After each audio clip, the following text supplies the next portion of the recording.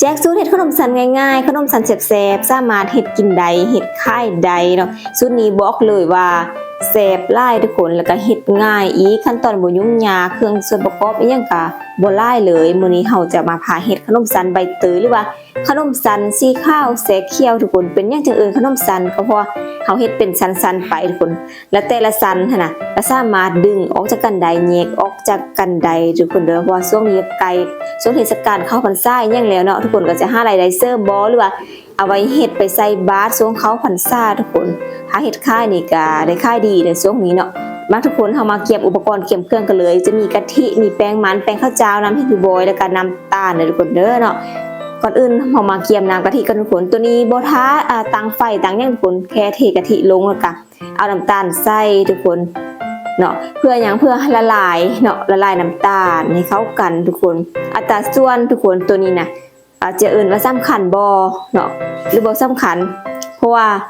ถ้าเฮาเฮ็ดธรรมดานี่เนาะถ้าเฮาบ่ได้เฮ็ดหลายเกินไปเฮาสามารถซิมได้ทุกคนเนาะบางคนมักบ้านน้อยมักบ้านหลายนะเพราะว่าตัวนี้เนี่ยเฮาสามารถน้ำตาลโลใส่แล้วก็คนๆแล้วก็ซิมได้ทุกคนเนาะหรือว่าจะใส่เป็นอัตราส่วนก็ขึ้นกับแป้งเฮาอีกเนาะแป้งนี้เฮาใส่5ขีดทุกคนเนาะแป้งเฮาจะใส่5ขีดแล้วน้ำกะทินี่เฮาก็จะใส่ไปเลย1ป้องเนาะ1,000 มิลลิลิตรตัวนี้เนาะก็คนเข้ากับน้ำตาลทุกคนให้มันละลายว่าซั่นซะเนาะแล้วก็ให้มักเกลือก็จะมาตัดเกลือได้ทุกคนสูตรนี้เฮาก็ตัดเกลือเช่นเดียวกันแต่บางคนบ่มักได้ว่าบ่มักตัดเกลือเนาะมักหวานล้วนๆสินะก็บ่ใส่เกลือก็ได้เนาะอันนี้ก็ขึ้นกับความมักเลยทุกคนก็สามารถเบิ่งตัวนี้เป็นวิธีการแล้วก็สามารถไปปรับแก้ได้ทุกคนเนาะแต่ว่าสูตรนี้มันก็สิเป็นแบบมาตรฐานอยู่แล้วเนาะแล้วก็เอาไปปรับแก้ใส่หั่นใส่นี่บ่หยังนะให้มันหลากหลายขึ้นไปว่าซั่นซะ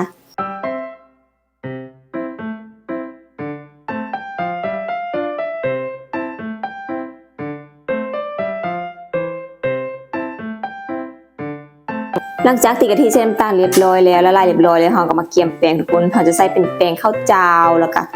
แป้งมันทุกคนเนาะสูตรนี้จะใส่เพียงแต่2แป้งเท่านั้นเนาะแป้งมันนี่เราใส่แป้งมันกาแมวทุกคนเนาะแล้วก็แป้งข้าวเจ้าลงไปแป้งมันนี่เราใส่5ขีดทุกคนแป้งข้าวเจ้าเราใส่ขีดครึ่งเนาะตัวนี้ใส่ขีดครึ่งแล้วก็มาคนเข้ากันทุกคน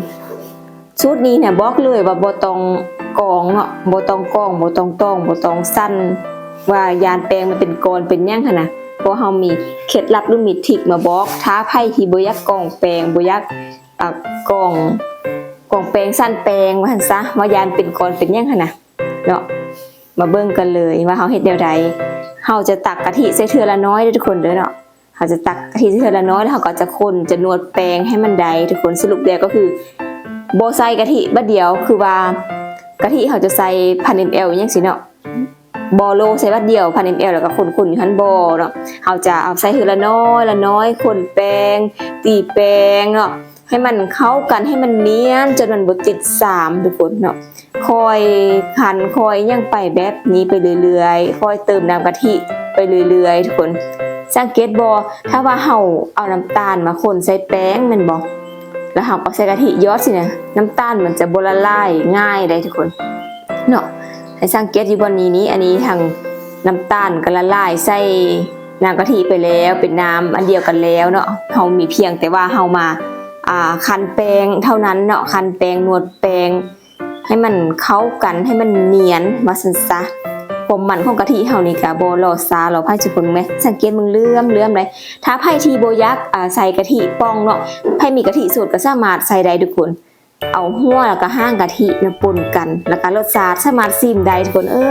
เขือหวานบ่อันเขาก็ตื้มไปเนาะตื้มห้างกะทิลงไปถ้าว่ามันหวานเนาะเกินไปนะถ้ามันบ่ทันหวานเฮาก็เอาหัวกะทิตื้มลงไปแบบนี้นะเอาสามารถซิมได้เนาะตัวนี้นี่นะแล้วก็จะมาคอยเติมน้ำไปเรื่อยๆทุกคนเด้อเห็นบ่ของเฮากะใส่เวลาโนดแปลงนี้ถือว่าพิถันแต่ให้โดนเกินไปบ่ก็บ่ได้โดนเกินไปทุกคนแต่อันนี้ก็อาจจะขึ้นกับอัตราที่เฮ็ดทุกคนเนาะตัวนี้ทุกคนกะว่าจะเฮ็ดน้อยๆเนาะ5คิด ก็ว่าจะน้อยๆได้แต่ว่าวันทุนออกมาสันลายแหงทุกคนมันได้ลายอีลี่ทุกคนเนาะได้ลายอีลี่อยากบอกเลยว่าท้าพายอยากเฮ็ดกินธรรมดานะอย่าเฮ็ดลายทุกคนเนาะอย่าเฮ็ดลายเพราะว่ามันได้ลายอีลี่เวลาป่นน้ำยังหมดเนาะป่นน้ำกะทิยังหมดเป็นโพ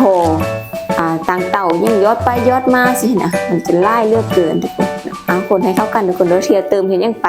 ถ้าว่าเฮาคนแล้วเฮาก็เอายกขึ้นสิเนาะเบิ่งว่าโอ้มันบ่มีเม็ดมีหยังเลยเนาะเนียนแล้วสิเฮาก็เติมน้ำกะทิที่เฮาเหลืออยู่หั่นน่ะลงไปได้เลยทุกคนเนาะ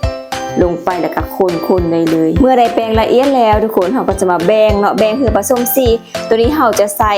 เป็นสีเขียวก็ตัดสีขาวทุกคนถ้าพายักแบ่งลายไปกว่านี้ก็ได้เนาะถ้าเป็นพิมพ์น้อยๆนะจะแบ่งเป็นลายๆอันเนาะจะใส่สีเขียวสีบัวสีม่วงเป็นดอกอัญชันเป็นย่างไปสีกระไดทุกคนเนาะก็สามารถแบ่งได้ตามใจไปเลยแต่ตัวนี้นี่เฮาเฮ็ดให้เบิ่งนี้จะเป็นอาศัยสีเขียวเท่านั้นทุกคนเนาะจะเป็นสีเขียวตัดสีขาวถ้าอีกเราจะใส่ใบเตยและเครื่องปั้นทันบ่อำนวยทุกคนเนาะก็เลยใส่น้ำให้ทุกบ่อยแทนเนาะทุกคนและสำหรับสีนี่ก็บ่จำกัดเลยทุกคนเด้อสีนี่นะถ้าไผมักสีเข้มๆก็ใส่เข้มๆเนาะใส่หลายๆเนาะถ้าไผมักสีจืดๆก็บ่ใส่หลายแต่ว่าตัวที่เราคนผสมกันเลยนะเบิ้งจังซี่มันจะคือสีจืดทุกคนแต่เวลาเรานึ่งแป้งสุกแล้วนะสีมันจะอัพขึ้นมาเป็นคูณ2ของสีที่เราผสมตอนนี้เลยเนาะอันนี้ก็เป็นการแนะนำเนาะว่าถ้าไผ่ยักษ์เป็นสีเข้มก็ใส่หลายสีอ่อนก็ใส่น้อยแต่ว่าไผ่ที่กะว่าจนปรุงจนว่าสีนี่แหละพอดีสินะแล้วเวลาไปนึ่งนะมันจะเข้มกว่าหันอีกสินะอันนี้ก็บอกกันไว้ทุกคนเนาะก็ให้กะกันไปแล้วก็ผสมคนให้เข้ากันหลังจากนั้นเราจะได้มาเกียมพิมพ์ทุกคนพิมพ์นี้สามารถใส่ได้ทั้งถ้วยใส่ได้ทั้งอาจารย์ใส่ได้ทั้งทาร์ตทั้งพิมพ์ทั้งเลสบอกเป็นหินเนาะยกเว้นอันอย่างเพราะว่าอย่างนี้เราจะบ่แนะนำปั้นได้ทุกคนเด้อเนาะอันนี้ก็ใส่อื่นๆไปก่อนซะเนาะแล้วเราต้องได้มาเทน้ำมันทุกคนใช้น้ำมันพืชหรือน้ำมันมะพร้าวก็ได้นะทุกคนเนาะเทใส่น้อยนึงทุกคนแล้วก็กิ้งลูบให้มันเป็นจังได๋คล้ายๆคืออันเคลือบมันเนาะเคลือบมันแบบนี้เฮ็ดเป็นเรื่อยทุกคนเพราะว่าหยังเพราะว่าจะบ่เฮ็ดให้มันติดทุกคนเนาะมันจะบ่ได้ติดพิมพ์เฮาเวลาแกะง่ายล้างง่ายเด้ทุกคนแต่ว่าถ้าเฮ็ดแบบนี้แล้วก็เอาไปย้อนแล้วก็ตั้งไฟเลยก็จะติดคือเก่าทุกคนเพราะฉะนั้นถ้าเฮาเฮ็ดแบบนี้แล้วเนาะทั่วเทิงกันแล้วเฮาต้องไปค้างหม้อหรือว่าตั้งไฟก่อนนึ่งซึ่งก่อนเนาะให้มีความร้อนอย่างขึ้นก่อนแล้วเฮาจึงจะได้ยอดแป้งไปตามลั่งทุกคนเด้อถ้าว่าเฮาแบบนี้สิ่งที่เฮาทาน้ำมันไปยังไปสิมันก็จะบ่ได้พ่นเนาะก่อนยอดแป้งทุกครั้งทุกคนต้องได้คนให้ละเอียดทุกคนคนดีๆเด้อเพราะว่าหยังเพราะบ่ให้แป้งนอนคนเนาะยานแป้งนอนและพิมพ์ตัวนี้น่ะของเฮานี่น่ะมันบุมมันยังบ่เสมอกันเนาะซันทับอิฐเฮาเลยจะได้ยอดหน้าแดงทุกคนเนาะแล้วก็การนึ่งก็ใส่ประมาณ5นาทีเนาะสูงสุด5นาทีเนาะถ้าตามสูตรก็3นาทีนะมันกามก็สามารถยอดได้เลยทุกคนยอดได้เลยแล้วก็บ่ว่าจะเป็นสันเขียวสันขาวยังแล้วแต่ต้องได้คนก่อนยอดนะทุกคนเนาะสันที่ซ่องมากก็ยอดเข้าไปแล้วสังเกตทุกคนถ้าเป็นขนมสันแท้ๆนะเขาจะลอกออกอย่างง่ายได้ลอกสันแต่ละสันเพิ่นนะเนาะมันจะมีความวาดความมันนี่ยังพอเฮายอดได้ที่เนาะแล้วก็สังเกตอีกอย่างนึงทุกคนคือดังที่เฮาเว้าไปตัวแล้วนี่เนาะว่าเวลาเฮาผสมซี่ให้มันเข้มอยู่พุ่นแล้วเวลามันนึ่งนะเวลาแป้งสุกน่ะมันซี่มันจะอันเข้มขึ้นอีกตึมระดับนึงเห็นบ่ทุกคนสังเกตเบิ่งเด้อเนาะอันนี้ก็เป็นทริคเนาะให้คนเข้าใจให้คนฮู้ไว้ก่อนว่าเวลาผสมซี่มันควรประมาณใดนะแล้วก็ใส่ยอดสลับกันไปสลับกันมาทุกคนเนาะก็ใส่เวลากับบึดเดียวเลยทุกคนเนาะใส่หม้อซึ่งเนาะจะนึ่งเตาถ่านนึ่งเตาไฟยังก็แล้วแต่นึ่งเตาแก๊สยังก็แล้วแต่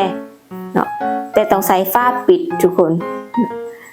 เคยนึ่งบ่ใส่ฝาปิดบ่ก็บ่เคยเนาะเพราะว่าฝาปิดนี่มันจะโอเคเนาะก็สุกไว้ใส่เวลาบึดเดียวถ้าไฟเสมอกันแห้งบึดเดียวเท่านั้นทุกคนตัวนี้ก็ถือเป็นอีกตึม1อาชีพเนาะถ้าไปเฮ็ดค่ายนี่ก็กำไรก็ได้อยู่พอได้ทุกคนแล้วก็บวกกับช่วงที่ไก่เข้าพรรษาแล้วเนาะช่วงเข้าพรรษานี่นะจะเฮ็ดให้ ขนมนี่ได้ขายดีเพราะว่าแต่ละคนน่ะต้องได้ใส่บาตรเนาะเขาจะนิยมกันไปใส่บาตรมันซะเนาะก็ให้เข้าใจตามนั้นทุกคนคนก่อนย่อทุกคนสีเห็นคือแบบลักษณะแปลงที่น้ำมันกามไม่ยังแล้วทุกคนเนาะถ้าว่าเฮาบ่คนละเอียดเนาะมันก็สิเป็นแบบมันจะเป็นบ่เสมอกันบัดตัวคนบัดตัวสุดท้ายเนี่ยมันจะเป็นแปลงเนาะแปลงมันจะนอนอยู่พุ่นนี่แหละทุกคนที่เฮาคันนี่ยังละเอียดเนี่ยมันจะเนียนกริบแบบนี้เลยบ่ฮักกองเพิ่นบ่สูตรอื่นเขาจะเอาใส่กองทุกคนเนาะกองตรงบ่ให้มันเป็นก้อนเป็นหยังขนาดแต่ตัวนี้บ่มีก้อนบ่มีหยังเลยทุกคนเนาะเนียนขนาดละกินหอมขนาดน้ำเห็นอยู่บ่อยทุกคนถ้าเป็นใบเตยนี่แม่นบอกเลยว่าแซ่บหลายเนาะหอมกินนี่ทั่วเฮือนเลยทุกคนถ้าเห็นอยู่ในเฮือนใดหอมทั่วเฮือนไปเลยยอดไปจนแล้วเด้อทุกคนเด้อ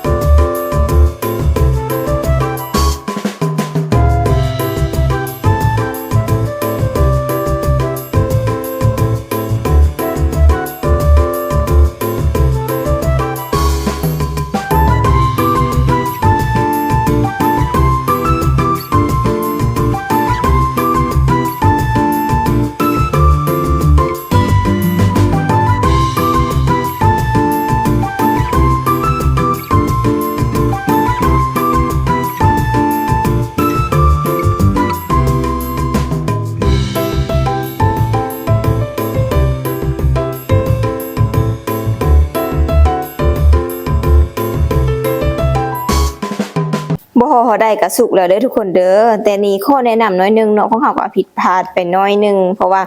ห้ามตัดเลยซะเนาะเฮาบ่ควรตัดมันซะเฮาบ่ควรตัดตอนร้อนๆเลยโป่งมาแล้วตัดเลยมันจะเหนียวหลายทุกคนเนาะมันจะเหนียวหลายแล้วก็ร้อนแล้วก็ตัดยากอีหยังเนาะแนะนำถ้าให้มันเย็นก่อนเนาะถ้ามันเย็นก่อนแล้วก็จึงไปตัดเฮาโป่งมาแล้วเฮาตัดเลยบ้าจักเหนียวจักย่างจักร้อนทุกคนเนาะดาดมืออะไรทำใหม่ไปเลยแนะนำทุกคนเด้อเนาะมันเป็นแต่เสียบนี่จริงๆแต่มันฮอนไล่ตอนนี้ฮอนขนาดเลยเนาะถ้ามันเย็นแบบนี้จึงตัดจะได้ขนมชั้นที่สวยงามมักทรงได้กะตัดทรงนั้นนะทุกคนเนาะ